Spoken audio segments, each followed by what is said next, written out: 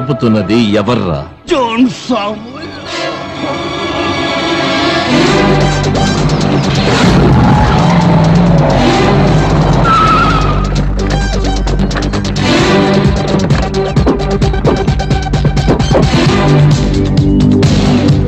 Mr. John Samuel, you are under arrest.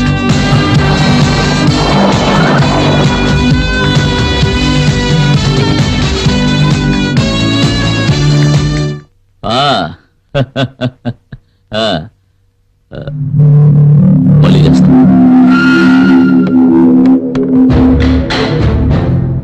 I am arresting Mr. James Joseph IPS, who is under suspension.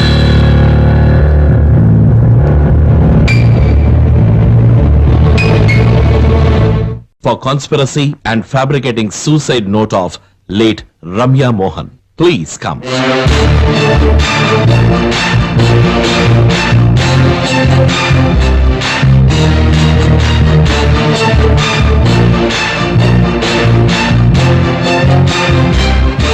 మీకు ఈ స్థితికి ఎవరో తెలుసు?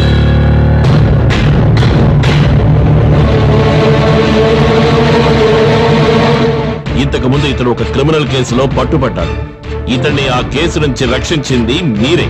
అది మీది శామ్యుయల్ ది ఫోన్ బిల్స్ లో దొరికిన మాకు ఈ నంబర్ ని బట్టి ట్రేస్ చేసి వాడిని పట్టుకున్నాం.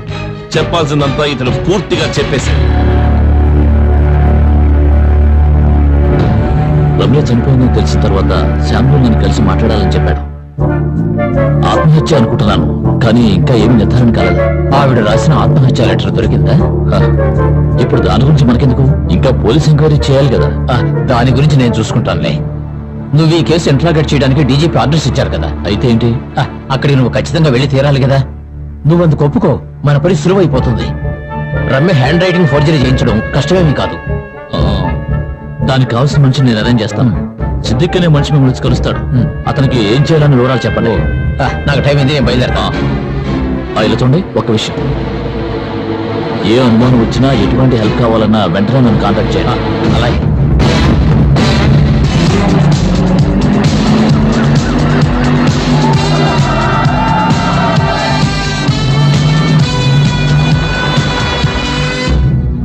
సార్, మనకు సంఘటనా స్థలంలో దొరికిన రాక్సాన్ పౌడర్ ఇక్కడదే సార్.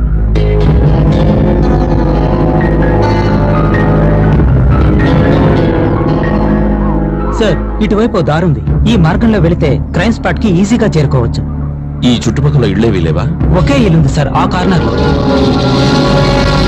ఆ ఇంట్లో ఉండేది ఇతనే, పేరు థామస్. ఈ రాళ్ల పౌడర్ ఎందుకని ఇక్కడ పోసా? పెద్ద వర్షం వస్తే ఇక్కడ గుంట అయిపోతుంది, అందుకే ఇక్కడ తీసుకొచ్చి పోసాను. మనం ఒకసారి ఆధారాలను చూడొచ్చు. సార్, థామస్ తో ఈ కేసు గురించి డిస్కస్ చేసినప్పుడు అతను నాకు విషయం చెప్పాడు.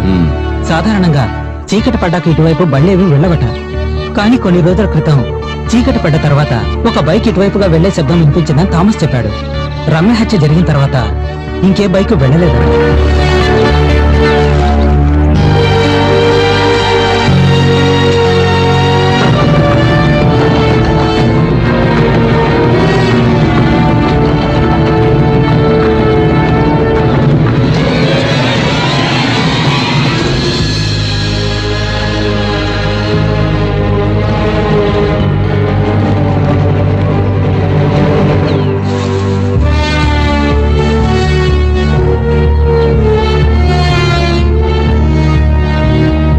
సార్,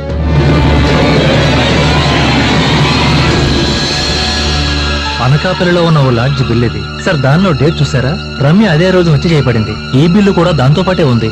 అక్కడే ఉన్న ఓ చెప్పుల షాపు బిల్ ఇది, దీనిలో కూడా అదే డేట్ వేసింది. అరవింద్ సార్, ఈ రెండు బిల్స్ గురించి ఎంక్వైరీ చేయి. సార్.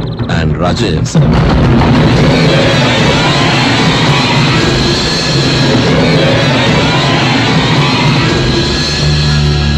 ఏమైంది సార్? ఇక్కడి నుంచి ఏదో ఒక వాసన వస్తుంది.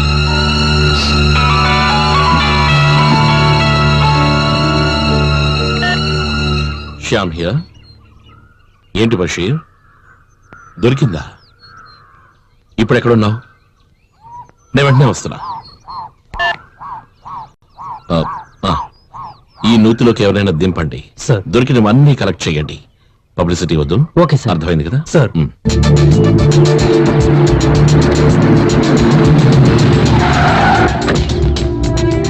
సార్ అనిత అనే అమ్మాయి ఇప్పుడు కాలిఫోర్నియాలో ఉంది. ఊర్లో ఉన్న పేరెంట్స్ దగ్గర నంబర్ తీసుకుని నేను ఆమెతో మాట్లాడాను. తను నీతో ఏం చెప్పింది? రమ్య ఎవరో ఒక తన్ని ప్రేమించిందని చెప్పింది. 2 సార్లు వాళ్ళని చూసిందట. ఎవరా వ్యక్తి? అనితకు అతను తెలీదట. అర్థం కాలేదు. వాళ్ళ ప్రేమ వ్యవహారం గురించి నాతో డీటెయిల్స్ చెప్పలేదు. 2 సార్లు వాళ్ళని చూశాను. మొదటిసారి వాళ్ళని బట్టల షాప్ లో చూశాను. అప్పుడు చెప్పింది అతను తన ఫ్రెండ్ అని. కానీ అతనితో మాట్లాడే అవకాశం నాకు కలగలేదు. రెండోసారి వాళ్ళని ఐస్ క్రీమ్ పార్లర్ లో చూశాను. అప్పుడు మాట్లాడే అవకాశం కలగలేదు. మళ్ళీ కలిసినప్పుడు తనని నేను అడిగాను. తను నాతో చెప్పిన మాట అతను చాలా మంచివాడని చెప్పింది. ఎందుకో నాకు అలా అనిపించలేదు. అతని పేరేంటో తెలుసా మీకు? తెలీదు సార్. ఓ, రమ్య తన పెళ్లికి మిమ్మల్ని పిలవలేదా? లేదు, అంతకు ముందే నేను స్టేట్స్ కు వెళ్ళిపోయాను. అంటే మీరు రమ్య భర్త మోహన్ ని ఇంతవరకు చూసిందే లేదు? లేదు. ఓకే, మీరు ఆ రోజు చూసినటువంటి ఆ వ్యక్తి ఫోటోని చూపిస్తే మీరు గుర్తుపట్టగలరా? గుర్తుపడతారు సార్. గుడ్. నేను కొన్ని ఫోటోస్ మీకు మెయిల్ చేస్తాను.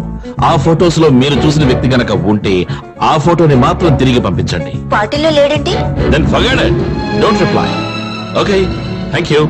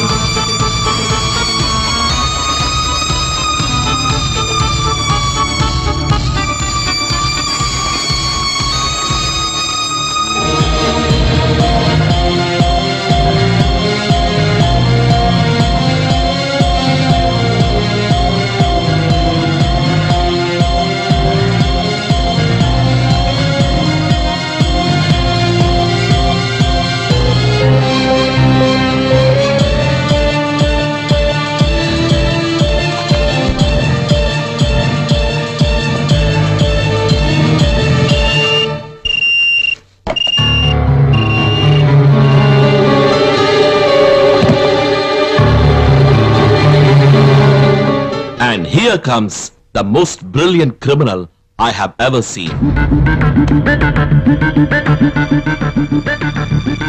Clever culprit. సార్ మీరు అనేదేమిటి? మన దగ్గర ఆధారాలు లేవు కదా. Just trust me.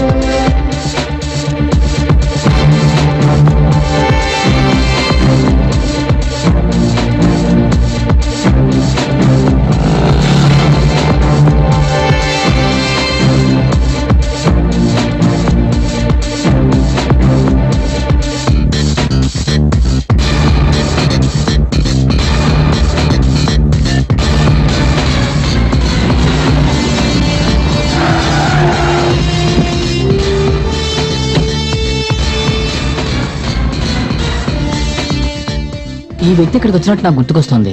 ఏం కొనడానికి వచ్చారు? అది నాకు తెలియదండి. ఇప్పుడు గుర్తుకొచ్చింది ఆయన ఏం కొన్నారో. ఏంటి ఆలోచించి చెప్తున్నారు? దానికి ఒక కారణం ఉంది sir. John Samuel real estate business లో నేను కూడా సరైన పార్ట్నర్ గా ఉండేవాడిని.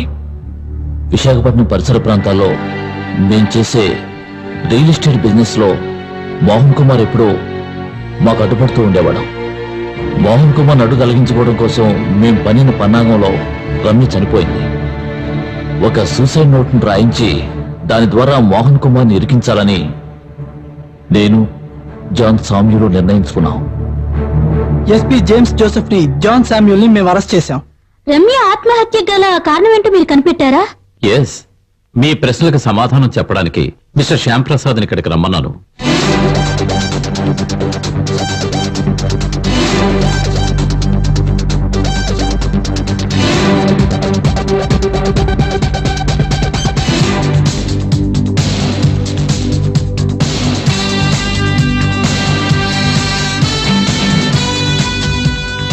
Sir shall I please. Ramya ఆత్మహత్య కేసుకు సంబంధించి తలెత్తిన ఎన్నో ప్రశ్నలలో 2 ప్రశ్నలకు సమాధానం కోసమే మీరు ఎదురు చూస్తున్నారు. ఒకటి, ఆ సూసైడ్ నోటీస్ రమ్య రాయకపోతే మరి ఆ లెటర్ రాసింది ఎవరు అని. ఆ ప్రశ్నకు సమాధానం ఇప్పుడు మీకు తెలిసింది. రెండవది, రమ్య ఆత్మహత్య చేసుకోవడానికి కారణమేమిటి? ఈ ప్రశ్నకు సమాధానం నేను కాదు కదా, సాక్షాత్తు ఆ భగవంతుడే దిగొచ్చినా చెప్పలేడు. కారణం రమ్య ఆత్మహత్య చేసుకోలేదు, హత్య చేయబడింది.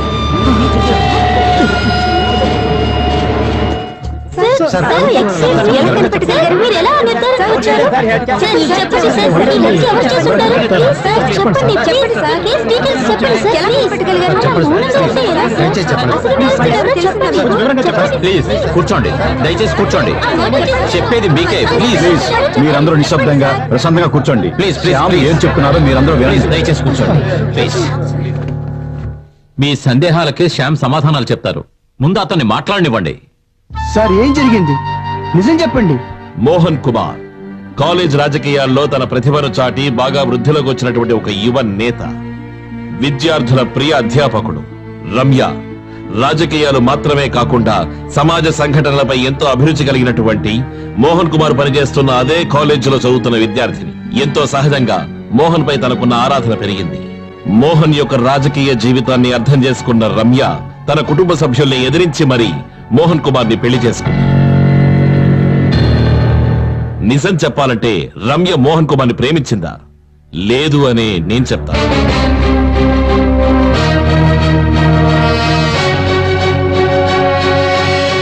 రమ్యకు మోహన్ కుమార్ పై ఉన్నది ఒక రకమైన ఫ్యాసినేషన్ మాత్రమే. భవిష్యత్తులో మోహన్ కుమార్ మంత్రి అయితే దాని మూలంగా కలిగే సౌకర్యాల మీద, సౌలభ్యం మీద ఉన్న మోహం మాత్రమే. అకస్మాత్తుగా అదృష్టం తన తలుపు తట్టి నిల్చున్నప్పుడు ఎన్నో సంవత్సరాలుగా ప్రేమించినటువంటి తన ప్రేమికుణ్ణి తిరస్కరించింది. ఎస్ మిస్టర్ మోహన్ కుమార్, మీకు పరిచయం కావడానికి ముందే రమ్య మరొక వ్యక్తిని ప్రేమించింది. మోహన్ కుమార్ ని పెళ్లి చేసుకున్న రమ్యని బ్లాక్మెయిల్ చేస్తున్నటువంటి వ్యక్తి మాజీ ప్రేమికుడు. వాడి అంతు ఎలాగైనా తేల్చాలని రమ్య నిర్ణయించుకుంది. ఏ విధంగా రమ్య వాడిని దూరం చేయాలనుకుంది, ఎందుకని రమ్యను వాడు చంపాలనుకున్నాడు అనే ప్రశ్నలకు సమాధానంతో వాడు ఇక్కడే మన మధ్యలోనే ఉన్నాడు. మిస్టర్ శ్యామ్, ఎవరది? The most brilliant criminal I have ever come across my career, Sumesh. No sir, నేను కాదు, నాకేం తెలీదు. నాట్ సురేష్, సుమేష్.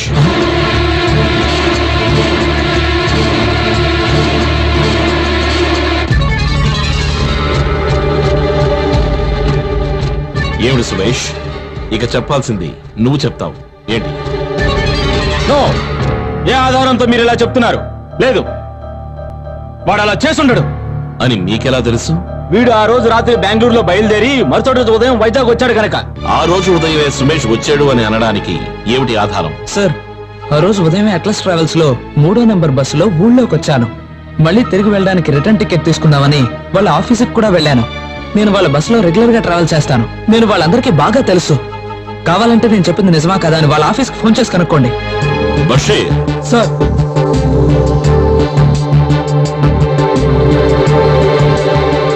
నీ పేరేంటి? వినోద్. నీకు సుమేష్ తెలుసా? తెలుసు సార్, నా రూమ్మేటే. ఇక్కడ ఉన్న ఇంకెవరికైనా సరే ఈ వినోద్ తో సంబంధ పరిచయాలు ఉన్నాయా?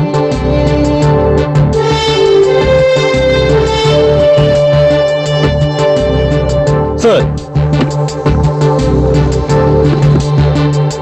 ఇప్పుడు ఎవరైనా వీడిని చూసినట్టుగా ఎవరైనా చెప్పగలరా? సార్, ఆ రోజు బైక్ లో వచ్చి వివరాలు అడిగింది ఇతనే. Yes, I no.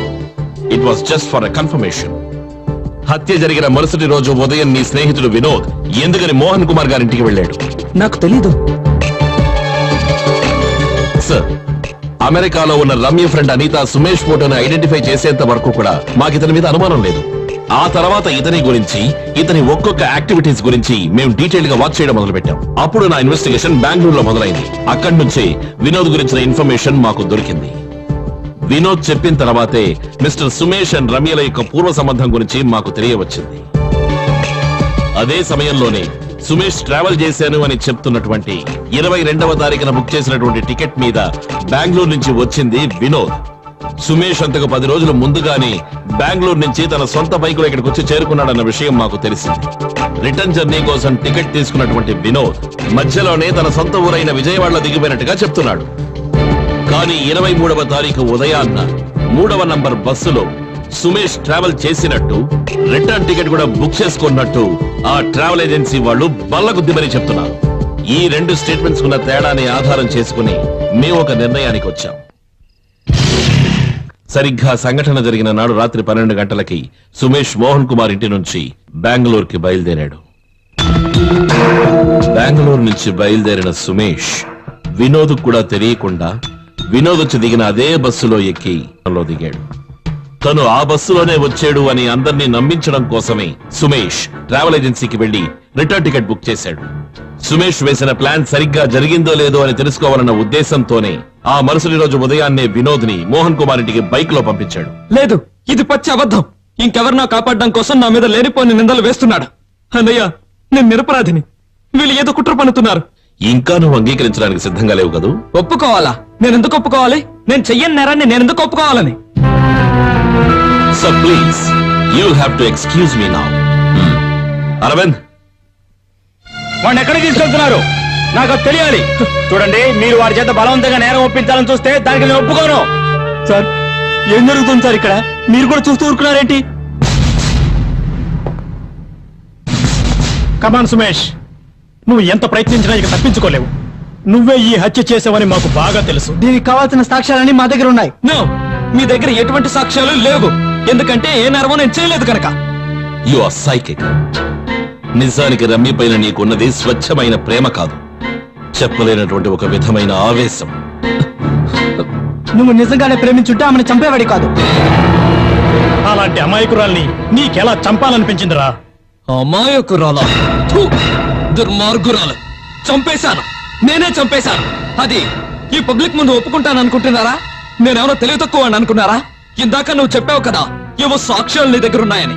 మీ దగ్గర ఎటువంటి సాక్ష్యాలు లేవని నాకు తెలుసు. ఎందుకంటే ఈ హత్య నేనే చేశానని 3వ కంటికి కూడా తెలియదు. నాకు మాత్రమే తెలుసు. నిన్ను చంపైన నిరూపిస్తారా? నిరూపించలేవు. మీ బాబు కూడా నిరూపించలేడు. శేఖర్, సార్, మీరు ఒప్పుకుంటే వీడి నుంచి నిజం రాబడతాను. నన్ను నువ్వు కొట్టినా చంపినా సరే, నన్ను నువ్వు ఏం చేసినా నా నోట్లోంచి నిజం రాబట్లేవు. కొట్రా, మీసం మగడ వేసి కొట్టు. Relax sir, just relax. మీకు వాడి ఉద్దేశం అర్థం కాలేదా? మనల్ని ప్రేరేపించి వాడి మీద చేయి చేసుకోవాలనేది వాడి ప్లాన్. అప్పుడే వీడు బయట ఉన్న వాళ్ళందరితోనూ మనం వీడిని కొట్టి బలవంతంగా నేరం ఒప్పుకునేటట్టు చేసేవని చెప్తాడు. తెలివైన వాడే.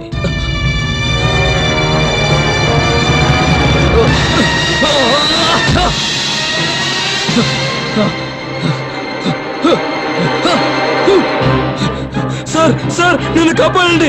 బలవంతాన్ని నా చేత ఈ నేరం ఒప్పించాలనుకుంటున్నాడు. చూడండి, మీరందరూ చూస్తున్నారుగా, రక్తం వచ్చేట్టు నన్ను కొట్టి ఆ నేరాన్ని ఒప్పుకోమని చెప్తున్నాడు. అన్నయ్య, అన్నయ్య, నేను ఈ నేరం ఒప్పుకోకపోతే నన్ను చంపేస్తానని బెదిరిస్తున్నాడు. అన్నయ్య, అన్నయ్య, నువ్వే నన్ను ఎలాగైనా కాపాడాలి. దుర్మార్గురాలు. చంపేశాను, నేనే చంపేశాను. ఈ పబ్లిక్ ముందు ఒప్పుకుంటాను అనుకుంటున్నారా? నేనెవరో తెలివి తక్కువ అని అనుకున్నారా? ఇందాక నువ్వు చెప్పావు కదా, ఏవో సాక్ష్యాలు నీ దగ్గర ఉన్నాయని. మీ దగ్గర ఎటువంటి సాక్ష్యాలు లేవని నాకు. వీడొక సామాన్యమైన క్రిమినల్ కాదు. తనే స్వయంగా ఒక హత్యా పద్ధతిని కనిపెట్టి దాన్ని అత్యద్భుతంగా ఎగ్జిక్యూట్ చేసినటువంటి ఒక పర్వర్టెడ్ జీనియస్. అది ఎవరికీ తెలిసే ఛాన్సే లేదన్న అమిత ఆత్మవిశ్వాసమే ఇతని పథకం వెనుకున్న ముఖ్యాంశం. I know how you did it. నమ్మలేకపోతున్నావు కదా?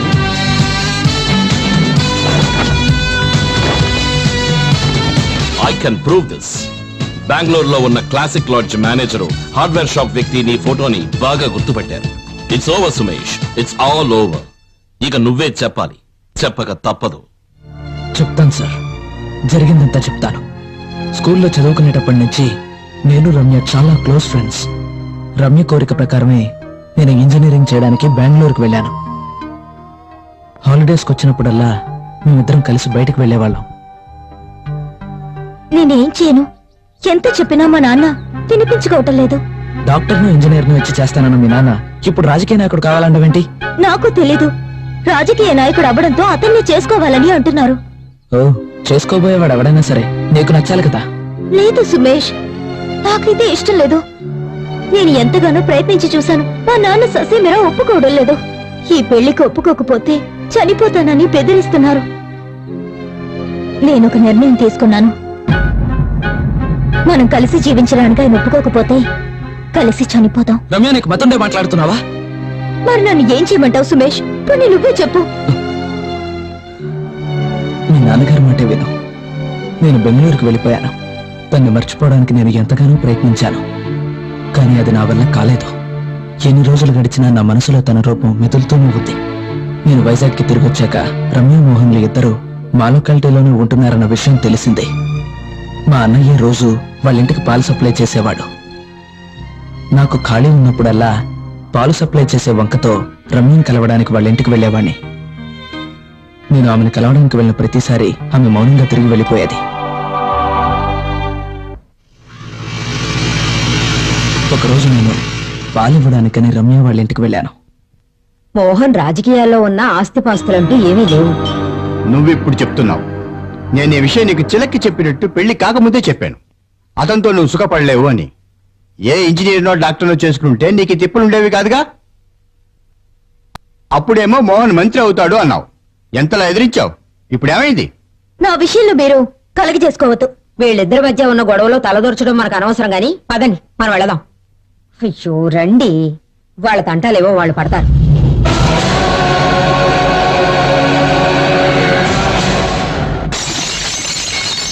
ఆ సంఘటన జరిగిన తర్వాత నేను బెంగళూరుకి తిరిగి వెళ్ళిపోయాను.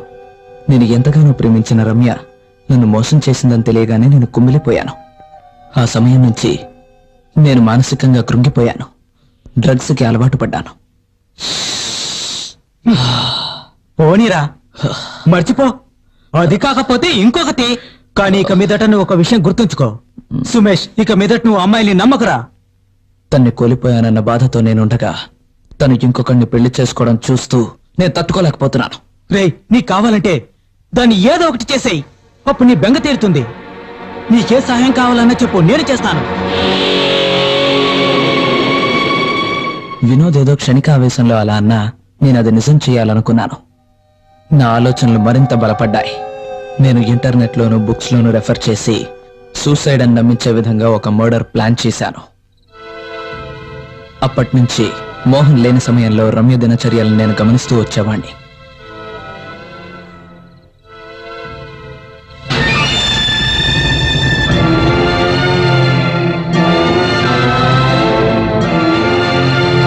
వాళ్ళింటి కిచెన్లో వాళ్ళు దాచిన కీని దొంగలించి దాని డూప్లికేట్ కి తయారు చేయించాలనుకున్నాను. ఆ డూప్లికేట్ కి చేయించిన తర్వాత ఆ ఇంటి మాస్టర్ ప్లాన్ తయారు చేయాలని నేను అనుకున్నాను. 2 రోజులు గడిచాక డూప్లికేట్ కి నా చేతికొచ్చింది. ఆ తర్వాత ఒరిజినల్ కి తీసిన చోటే పెట్టేశాను. ఈ హత్యా పథకాన్ని తయారు చేసి అమలుపరచడానికి ఎంతకాలం పట్టింది? 2.5 years. సి 2.5 సంవత్సరాలు. A long 2.5 years. That shows his deep vendetta and his commitment, which makes him a very dangerous criminal. The plot was set, sir, and he was waiting for an opportunity. అప్పుడే Mohan Kumar by election కోసం nominate చేశారు. ఇదే సరైన అవకాశమని నిర్ణయించుకున్నాడు.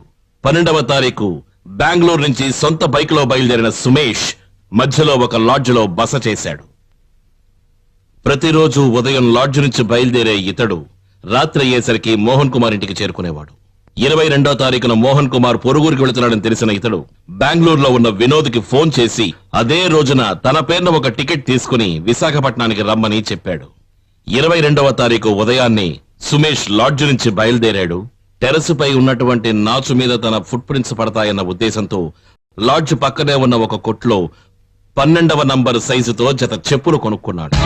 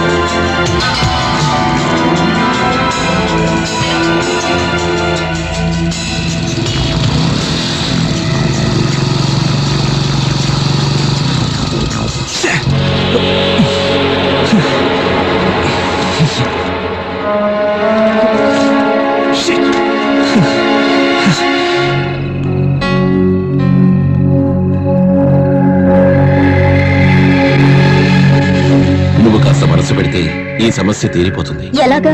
నీ నగలు తాకట్టు పెట్టడానికి ఇస్తే చాలు. ఓహో, అయితే నీ మనసులో ఉద్దేశం అదనమాట. మీరు ఏమనుకున్నా సరే నాకు బాధ లేదు. నేను మాత్రం నా బంగారాన్ని ఇవ్వను. నీకు నా పైన నమ్మకం లేదా? ఎలా నమ్మమంటారు? మీ నాన్న ఎలా డబ్బు సంపాదించాడో ప్రజలందరికీ కూడా తెలుసు. మీ దృష్టిలో మా నాన్న దుర్మార్గుడే అయి ఉండొచ్చు, కానీ ఆయన నాకు దేవుడు. తండ్రి పేరు తెలియని మీకు ఆ విలువే తెలుసు.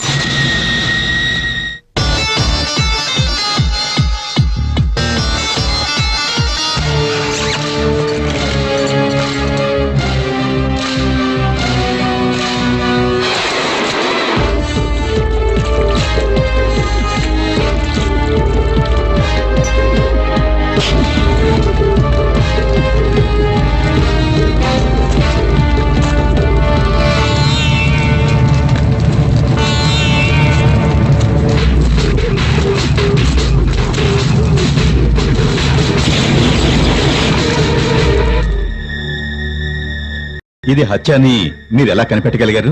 రమ్య బెడ్షీట్ పై పడినటువంటి విషపు చుక్కలు బెడ్ పై ఉన్నటువంటి బాటిల్లోంచి పడినవేనన్న పోలీసుల నిర్ధారణ సరైనది. కానీ అందులోని 5 చుక్కలు తేడాగా కనిపించాయి. దాన్ని మీరు ఎలా గమనించారు? సార్, బాటిల్ నుంచి నేచురల్ గా కింద పడినటువంటి చుక్కకి ఒక హైట్ నుంచి తిన్నగా కింద పడినటువంటి చుక్కలకి ఎంతో తేడా ఉంటుంది. I'll explain. బషీర్, ఇవే సార్ ఆ 5 చుక్కలు. So see the difference. విచారణ ద్వారా తెలిసినది ఏమిటంటే ఒక పైప్ లైన్ ద్వారా స్ట్రైట్ గా పడినటువంటి చుక్కలే ఈ చుక్కలు. ఈ 5 చుక్కల లైన్ హత్య జరిగినటువంటి రూములో ఉన్న వెంటిలేషన్ వైపుగా వెళ్ళింది. కిటికీ తలుపులు వేసి ఉన్నందువల్ల ఇవి ఖచ్చితంగా వెంటిలేషన్ ద్వారానే పడి ఉండాలి. ఆ విధంగానే హంతకుడు వేసినటువంటి పథకం ఏమిటా అనేది నాకు అర్థమైంది. కానీ అప్పుడు కూడా నన్ను వేధించిన ప్రశ్న ఏమిటంటే, ఈ రకంగా హత్య చేయాల్సిన ఒక వ్యక్తి ఎందుకు రూముకు బయటే ఉండాలి? కాకపోతే పని మనిషి జానకిని ఎంక్వైరీ చేసినప్పుడే, ఇన్వర్టర్ గురించి తను మాకు చెప్పినప్పుడే అర్థమయ్యింది ఇన్వర్టర్ ని ఆఫ్ చేసిన తర్వాతే హంతకుడు రూమ్ నుంచి బయటికి వెళ్ళాడు అని. కారణం, హంతకుడు ప్లాన్ చేసినటువంటి తాడు తిన్నగా స్టడీగా నించోవాలి అంటే ఫ్యాన్ ని తిరగకుండా ఆఫ్ చేయక తప్పదు. My job is finished sir, and he is all yours.